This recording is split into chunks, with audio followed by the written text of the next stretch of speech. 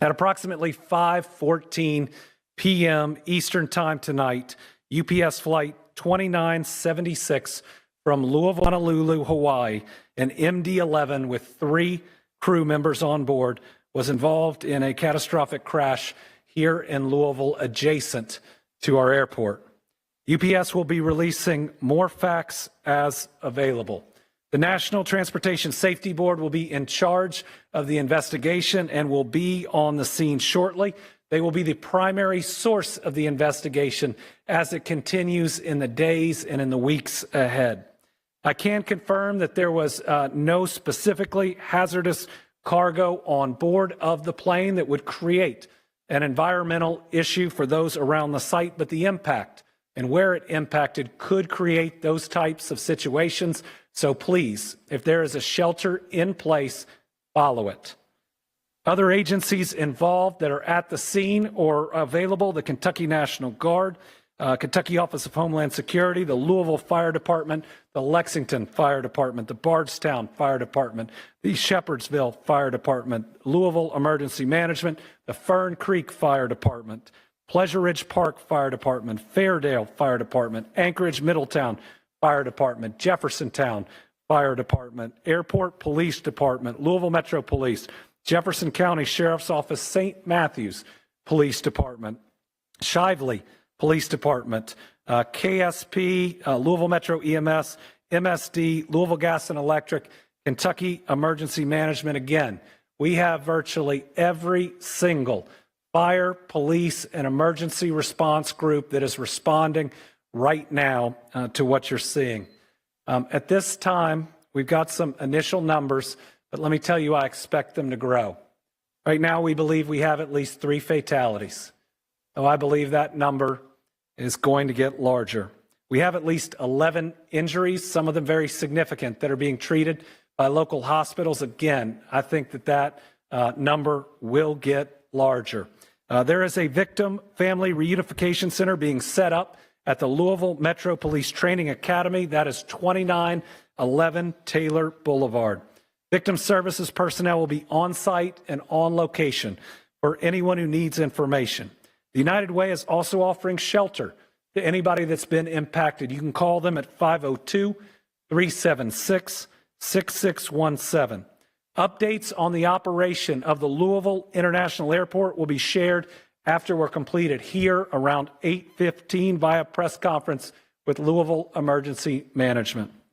Right now, we believe that the main area hit consisted of 2 businesses, though we know there were more businesses impacted. The first is Kentucky Petroleum Recycling. We are seeking more information, but it looks like they were hit pretty directly. The second is Grade A Auto Parts. Grade A has been in contact. They've accounted for all of their employees but 2, but they do not know how many other individuals, customers, or others could have been on site at the time. Because of the nature of these facilities, it may be some time before we can account for everyone or know that no one else was on the grounds. They're going to provide us with descriptions of the 2 missing employees soon. Again, there's no direct information about non-employees who were there at the time. The radius for the shelter in place has been adjusted. It is now anything north of the airport to the Ohio River. That includes, without limitation, South Louisville, Old Louisville, and downtown. LG&E had some equipment that has been damaged, but they're reporting no major outages at the time. They may, for safety purposes, have to have some outages.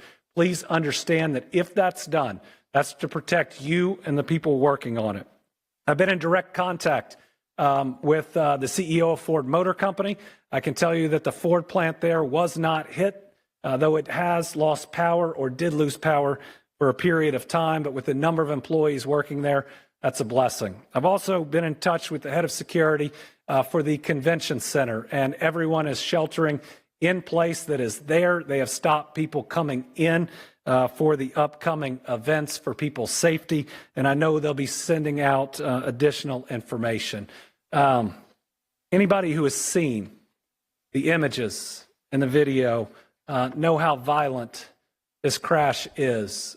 And there are a lot of families that are going to be waiting and wondering for a period of time. We're going to try to get them that information as fast as we can, but if this is a family you know, please give them your support.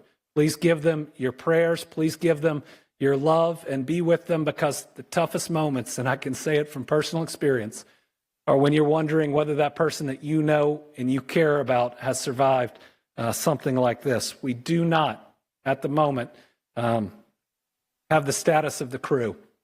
Watching that video, I think we're all very, very worried about them. I'm going to turn it over now to Julie Carr with the mayor's office. Let me say I've talked to the mayor 6 times since this has happened. He was out of town, which was completely scheduled. He is moving heaven and earth to be back, and he will be back. And from somebody who has been out of town when some of these things happened, let me tell you, he is completely and fully on top of it, in communication, and his crew behind me is responding as well as I've seen any group do. And trust me, I've sadly seen a lot of disasters, whether like this or through weather. So I'll turn it over to Julie Carr.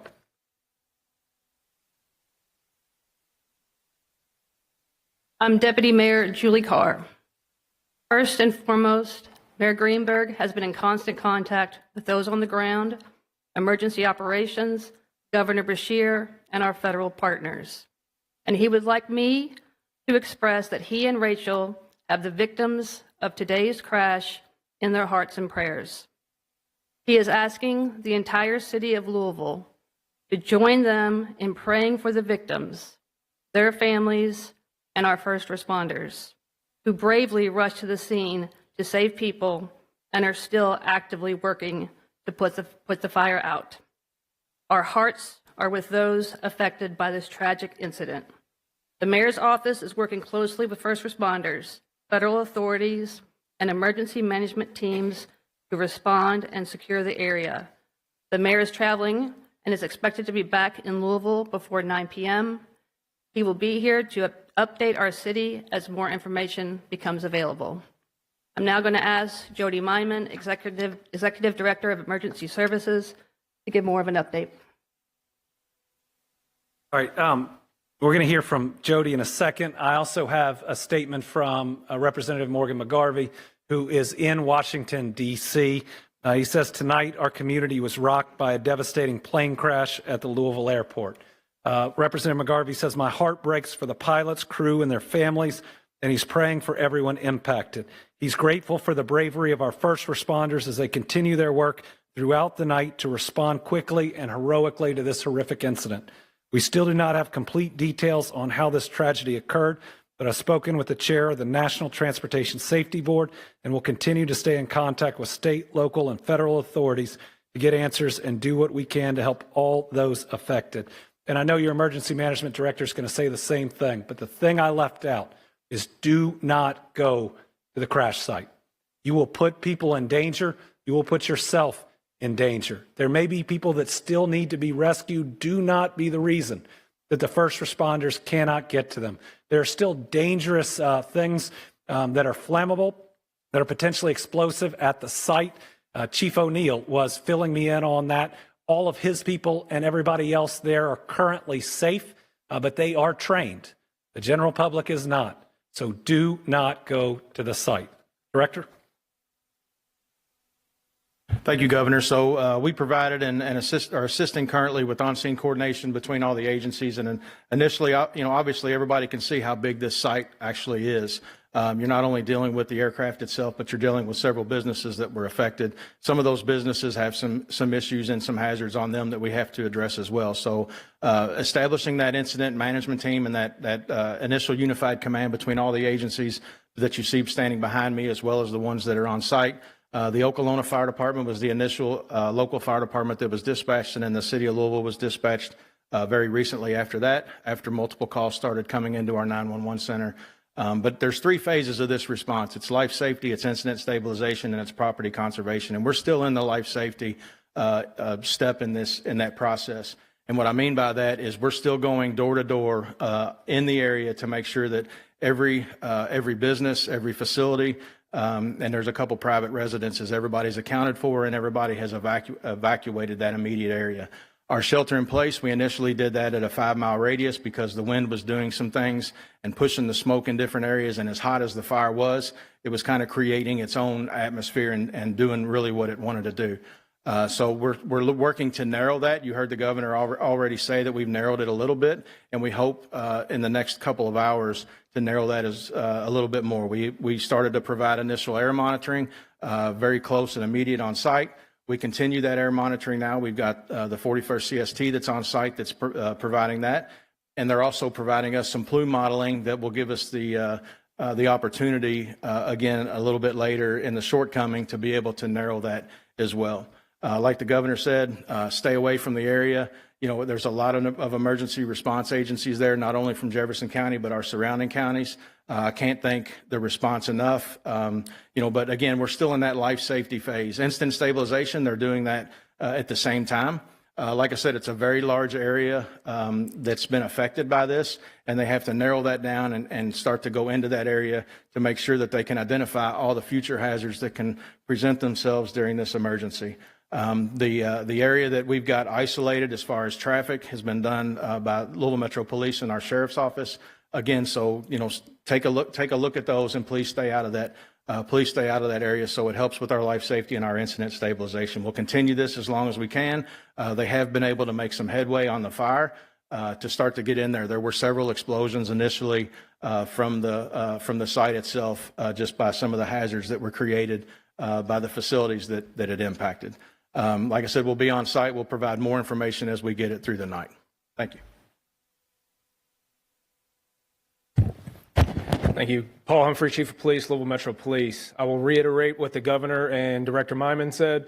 Please avoid the area and allow first responders to do the work to rescue, recover, and stabilize that scene. I will also say that in the meantime, before we can have a more formal update, please direct all of your attention to the social media of Louisville Emergency Management for any real-time updates. We will have a Family Reunification Center set up at the Louisville Metro Police Academy at 2911 Taylor Boulevard. There we'll have our Victim Services Unit that will be able to help any families get in contact with anyone they need. Again, please stay away from the area. Allow those first responders to do their job to make sure that that scene is as safe as possible. This will be an ongoing active scene for the next several days. We don't know how long it's going to take to render that scene safe for the investigation to take place. The NTSB will be the lead in the investigation, so as of right now, we will not be able to answer any questions related to the cause of this crash until the NTSB is able to give us more information. And with that, I will turn it over to the Senator.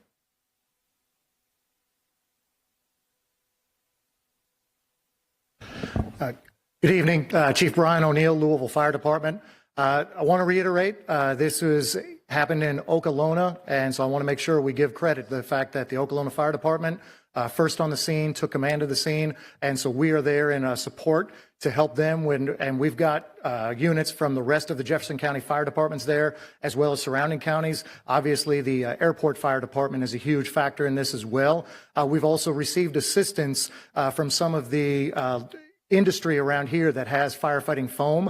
That is absolutely necessary. As you heard, this was a UPS plane that was taking off, getting ready to go all the way to Honolulu, Hawaii. So we're talking about over 250,000 gallons of jet fuel that was on that plane.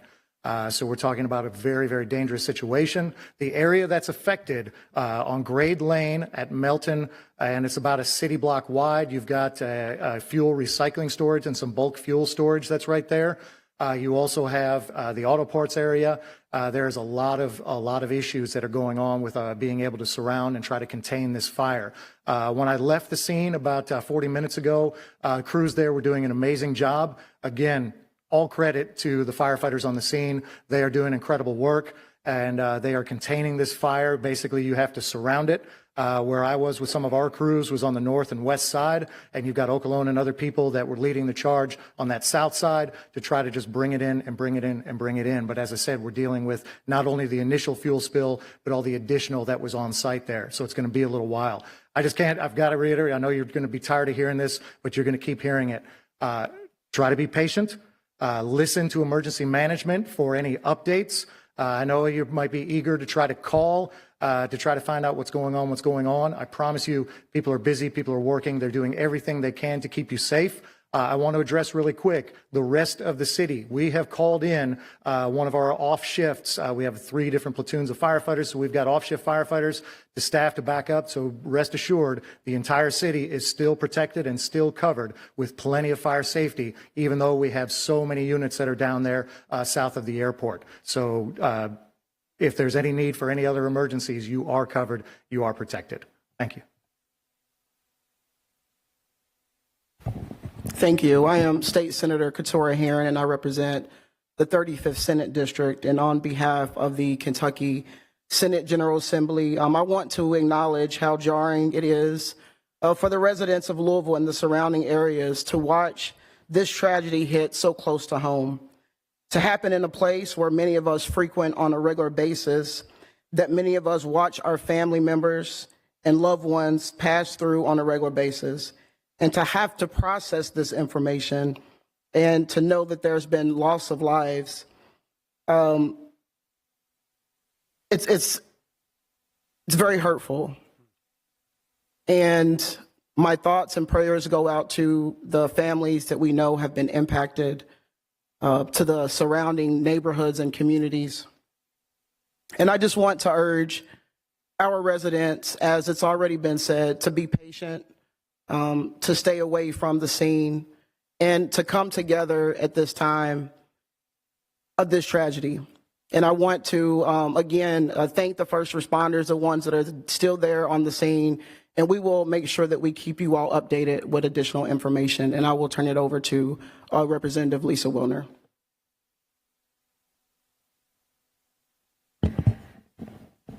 I'm State Representative Lisa Wilner, representing House District 35, which goes all around the airport. This is a sad and heavy occasion. I am filled with gratitude and respect for the work of our first responders, for their courage, for their training, for their teamwork, for their bringing so many different units together on such short notice. I'm grateful to our governor for getting here so fast from Frankfurt. I just, my heart is with the families, all the community members who work for UPS, the folks who work at the airport and are there every day and are already under so much strain because of the government shutdown. This is a time for us as a community to come together. Once again, I am so proud to be a Louisvillian. We are a city of compassion. We are a city of love. I just want to ask that we keep one another in our prayers and our thoughts, that we extend kindness at every opportunity, and that we really use this opportunity to look out for our neighbors and to take care of ourselves and one another.